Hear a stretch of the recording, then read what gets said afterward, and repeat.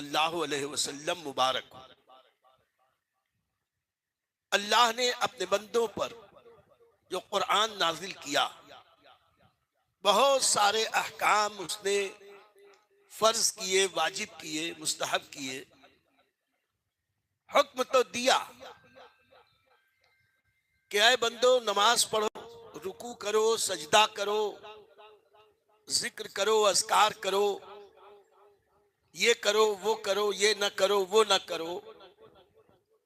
اوامر و نواہی کی کثرت ہے قرآن میں، لیکن کہیں اللہ نے یہ نہ کہا کہ یہ عمل میں بھی کرتا ہوں تم بھی کرو۔ واحد ایک درود پاک ہے جس کے بارے میں اللہ نے یہ ارشاد فرمایا، ان اللہ وملائکتہ یصلون علی النبی، یعنی بے شک اللہ اور اس کے فرشتے نبی کریم صلی اللہ علیہ وسلم پر درود و سلام بھیجتے ہیں، بس اے ایمان والو تم بھی درود و سلام بھیجو، خوب خوب سلام۔ یعنی درود و سلام یہ واحد عبادت ہے جس کے بارے میں اللہ رب العزت نے اعلان کیا کہ یہ وہ عمل ہے جو میں خود بجا لاتا ہوں، یہ عمل میں خود کرتا ہوں اور تم بھی اس عمل کو کرو۔ یعنی کائنات میں، مخلوقات میں واحد وہ بندے ہمارے نبی صلی اللہ علیہ وسلم ہیں کہ جن پر رب بھی درود بھیجتا ہے اور اپنے بندوں کو بھی حکم فرماتا ہے، یہاں تک کہ ہماری کوئی نماز اس وقت تک کامل اکمل اور مکمل نہیں ہوتی جب تک کہ ہم نبی کریم صلی اللہ علیہ وسلم پر درود و سلام نہ بھیجیں۔ اور ہر نماز کے اخیر میں مہر مقبولیت کے طور پر درود پاک پڑھنے کا حکم اللہ تعالیٰ نے دیا، اور خود نبی کریم صلی اللہ علیہ وسلم نے بارہا اس کی ترغیب دی۔ بہت ساری احادیث میں درود پاک کے کچھ صیغے آئے، اور ان صیغوں میں اللہ رب العزت نے ان کے محبوب بندوں کو یہ سکھایا کہ درود کیسے پڑھا جائے، لیکن اس میں یہ تحدید نہیں کی، یہ حکم نہیں دیا کہ جو درود پاک بتایا گیا صرف وہی پڑھو، بلکہ جو جائز درود جو شریعت اور سنت کے مطابق ہو اسے ترتیب دے کر اپنے انداز میں بھی اگر کوئی درود و سلام بھیجے تو خدا کی بارگاہ میں وہ مقبول ہوتا ہے۔ اسی لیے حضرات صحابہ رضوان اللہ تعالی علیہم اجمعین سے لے کر آج تک امت اس بات پر متفق رہی، کاربند رہی کہ درود پاک مختلف انداز میں لوگ تصنیف کرتے رہے، بارگاہ رسالت میں پیش کرتے رہے اور مقبولیت کی سند پاتے رہے۔ بہت سارے بزرگوں نے درود شریف کے مجموعے جمع کیے۔ ہمارے غوث پاک پیران پیر پیر دستگیر سے بھی ایک درود شریف منسوب ہے، بشائر الخیرات اس کا نام، اور بہت سارے درود کے صیغے ہیں، لیکن درود و سلام کی دنیا میں اللہ نے جو مقام محبوبیت و مقبولیت حضرت امام شیخ سلیمان جزولی رحمت اللہ تعالی علیہ کو عطا فرمائی وہ انہی کا حصہ ہے۔ آج میں ان کی پوری زندگی پر کوئی تفصیلی گفتگو نہ کروں گا، مختصر اشارے کروں کہ یہ اللہ کے ایک ولی مراکش موروکو، وہاں کے رہنے والے اہل سنت کے اجل اماموں میں ایک امام، ولیوں میں ولی کامل۔ ان کی کاملیت کا عالم یہ تھا کہ ان کی زندگی میں 12,000 ان کے مرید تھے، اور اس زمانے میں 12,000 ہونا بہت بڑی بات تھی، اور 12,000 جو مرید تھے، کمال یہ تھا ان کا ہر مرید اللہ کا ولی تھا، یہ بڑی شان۔ اور انہیں جو مقبولیت و محبوبیت ملی اس میں سب سے بڑا کام درود پاک کے صیغوں کو جمع کر کے وہ درود پاک کی مشہور زمانہ کتاب تصنیف کرنا جسے دلائل الخیرات کہا گیا۔ نبی کریم صلی اللہ علیہ وسلم کے یہ عاشق زار ایک دن راستے سے گزر رہے تھے، کنویں سے پانی لینا تھا، وہاں کوئی ڈول اور رسی نہ تھی۔ ان کی ولایت کے چرچے پورے مراکش میں۔ ایک بچی کچھ دور گھر پر کھڑی تھی، انہیں سرگردہ دیکھ کر قریب آئی، عرض کرنے لگی کہ حضور آپ کون، کیا پریشانی؟ حضرت نے فرمایا کہ وضو کے لیے پانی کی ضرورت ہے، یہاں ڈول اور رسی نہیں۔ پوچھنے لگی آپ کون؟ تو ارشاد فرمایا کہ میں سلیمان جزولی۔ جانتی تھی؟ کہنے لگی وہ بچی، ارے آپ تو اتنے بڑے اللہ والے، اتنے بڑے پیر، اتنے بڑے بزرگ، اور اس پانی کے حصول کے لیے ڈول اور رسی کے آپ محتاج؟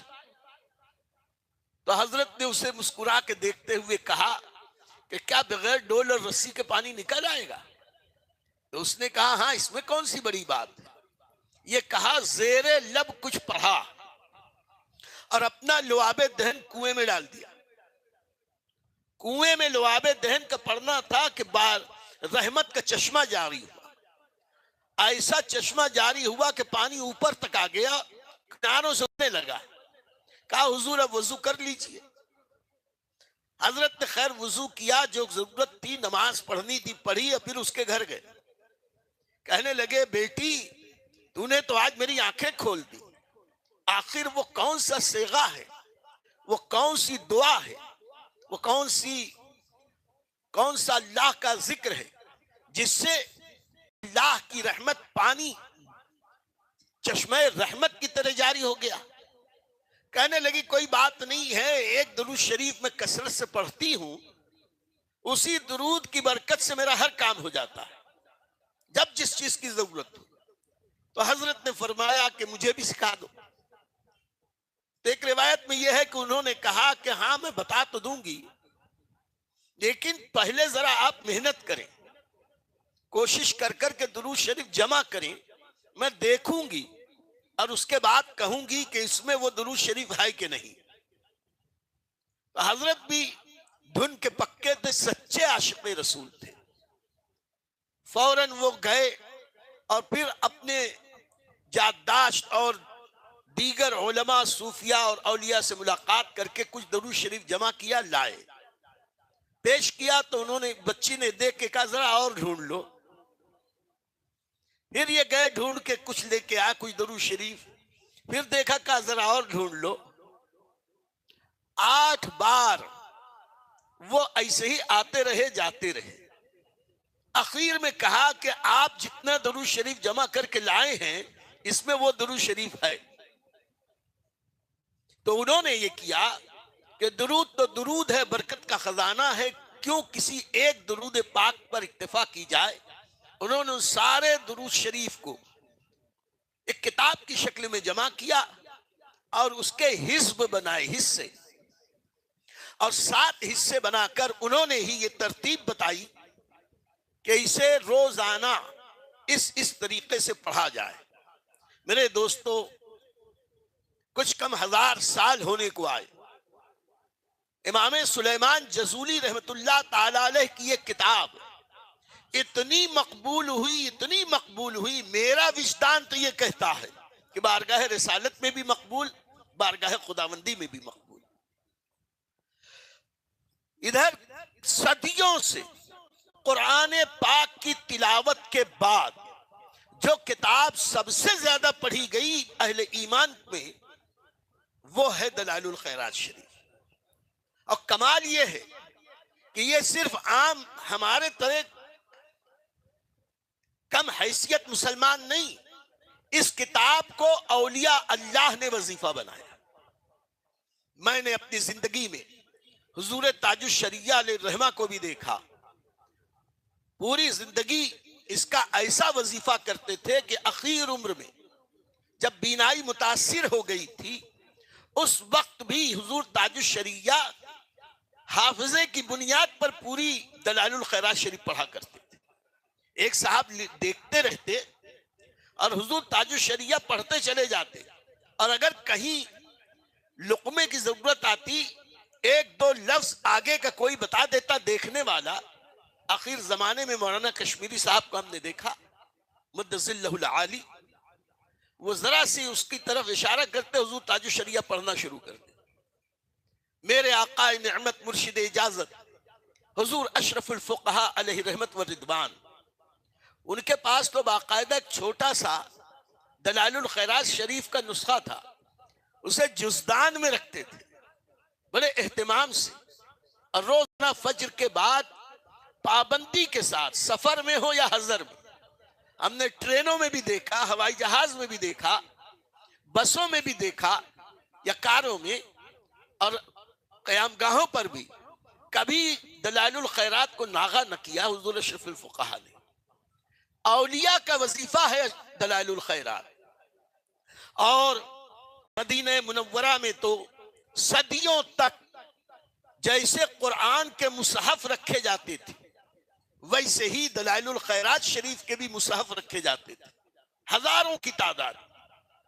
اور باقاعدہ سلاطین ترکی کی طرف سے, ترکی کے محلات کی طرف سے مسجد نبوی میں کچھ ایسے آغا متعین رہتے تھے سینکڑوں کی تعداد, ان کی تنخواہ ترکی کے محلوں سے آتی تھی, اور وہ لوگ کا کام صرف یہ تھا کہ بغیر کسی رکاوٹ کے 24 گھنٹے مدینہ منورہ میں درود دلائل الخیرات شریف کا ورد ہوتا رہے.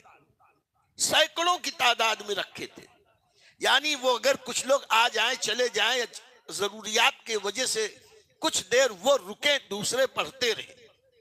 اہل محبت ہر دور میں مدینہ منورہ میں دلائل الخیرات شریف کا ورد کرتے رہے.